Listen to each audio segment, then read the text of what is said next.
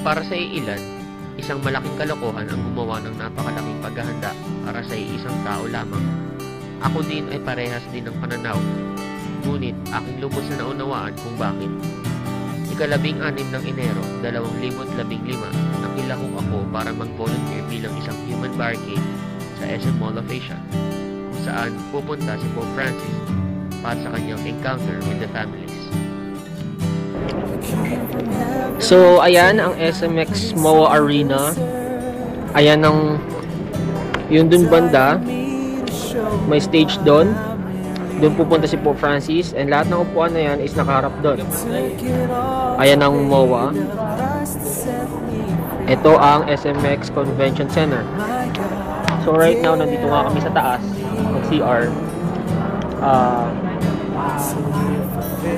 Yan yung gagawin namin mamaya. So right now it's already 3 o'clock something, pero 2 o'clock something kami dumating dito. We're still early. So ayan. So lahat yan nakikita nyo is CFC, SFC, YFC. So ayan sila lahat. May iba kong mga kasama, si Daps, ibang si C2, sila ate. Ayan. So, right now, yan ang gagawin namin mamaya. So, bye-bye. So, right now, ito sila Daps at the rest of the YFCs we have here. Hi, okay lang po, hindi po kami inabot ng bagyo. Nanay, makikita mo si Bob. Ayan. Ayan ang kabuuan ng CFC family. Ayan. Kabuuan yan. Nakano na nila. Magic yan. Sa pangyarihan ng tubig. Hindi na makakapasok. So, tulog muna, pahinga. Because later, ayan.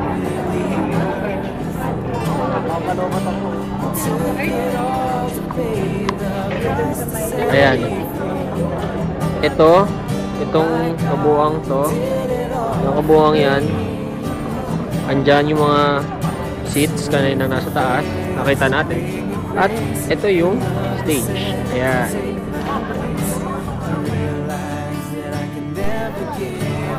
So, morning na, or I think it's around 8.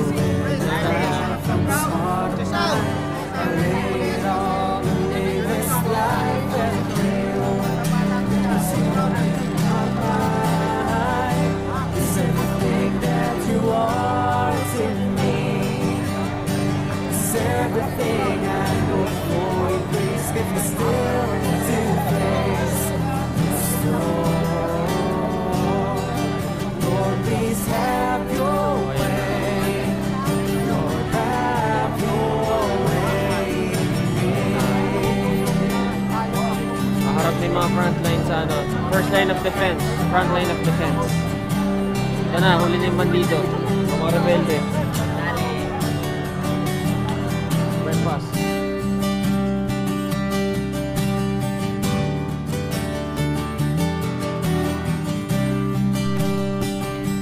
Habang nag-aabang, aming nakita ang iilan sa mga magsasayaw dito, tulad nitong mga batang sumayaw sa pagsalubong kay Pope Francis noong Thursday sa Villamor Air Base, at ang lalaking may kapansanang nag-cross-stitch sa imahe ni Birheng Maria.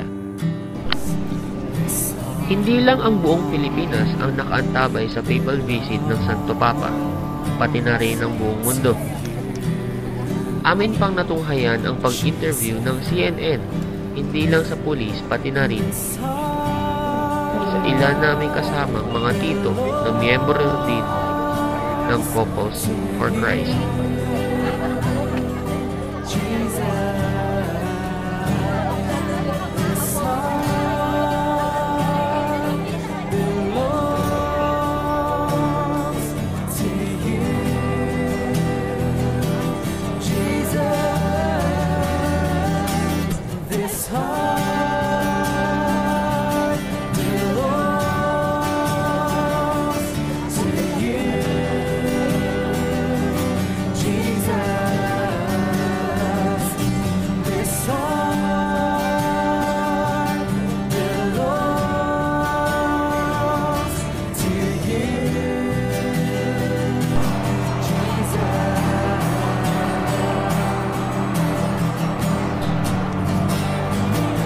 ilang sandali lang ang lumipas, ay paunti-unti nang dumami ang mga tao hanggang sa napuno na ang kabuuan ng kalsada kung saan naroon kami. Please have your way. Lord, have your way. It's everything you want to be. So ayun, start up na kami ng Human Party.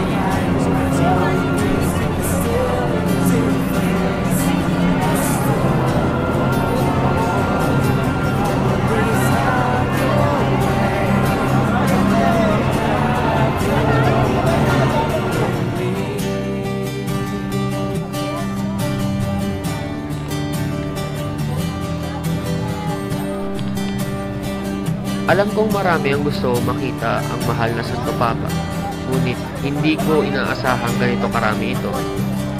At dahil tanghalian na, kinailangan na namin lumakad at kunin ang aming pagkain na nasa sasakyan na kung saan nakapark ito malayo sa aming pwesto.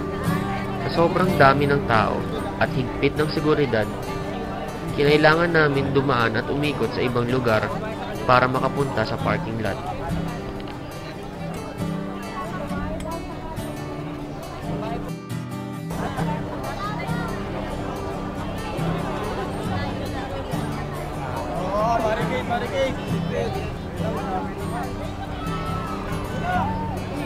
Ayan na, nandiyan na nga.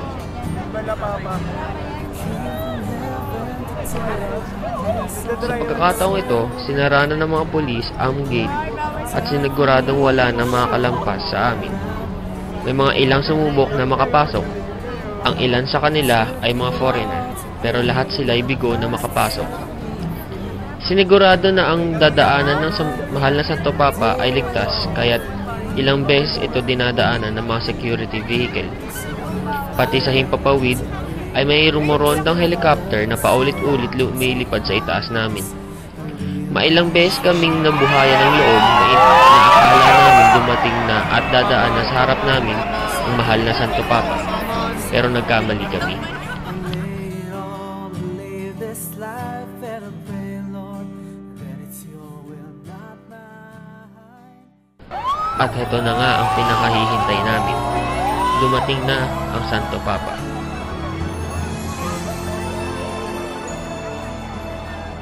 Do you see these children on the streets? How do walk the pavements where they sleep? Do you feel their hands when you give them arms? Ngunit may isang problema.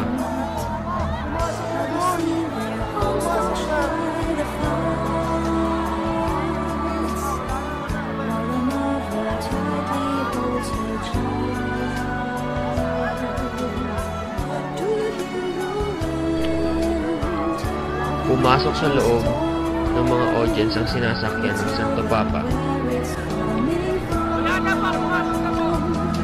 Karamihan sa amin ay pinanghinaan ng loob dahil sa dismaya.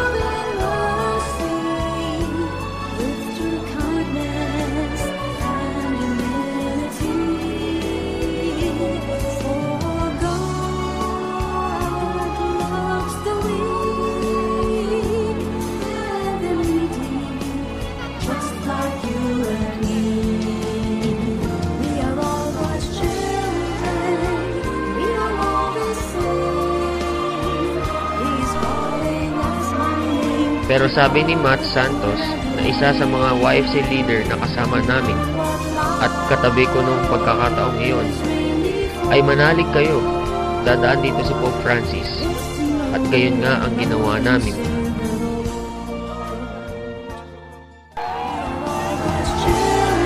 At ito na nga sa wakas makalipas ang 17 oras na paghihintay. Nakikita na namin sa harapan namin dumadaan ang mahal na Santo Papa. Ang mga taong pumapalibot sa amin ay hindi na maganda mayaw sa tuwa. Ako rin ay hindi na maalisan ng ngiti dahil sa tuwa. Hindi alintana sa amin ang puyat at pagod. Ito rin marahil ang nararamdaman ng mga taong kasama ko dito at ng iba pa. Ngayon ko lang lubos na uunawaan kung bakit ganito na lang ang ginagawang paghahanda ng mga tao. Hindi lamang para sa seguridad, pati na rin para sa pananampalataya. So it was a freaking experience seeing the Pope in front of, even na malayo kami. Pero yun, kitang-kita namin siya dumaan. Pero yan, worth it naman yung hintay from 2 a.m. until 5 or 6 p.m. na enjoy pa rin. So from here, SM MOA, enjoy! See you until tomorrow, until next time, bye! Forgiven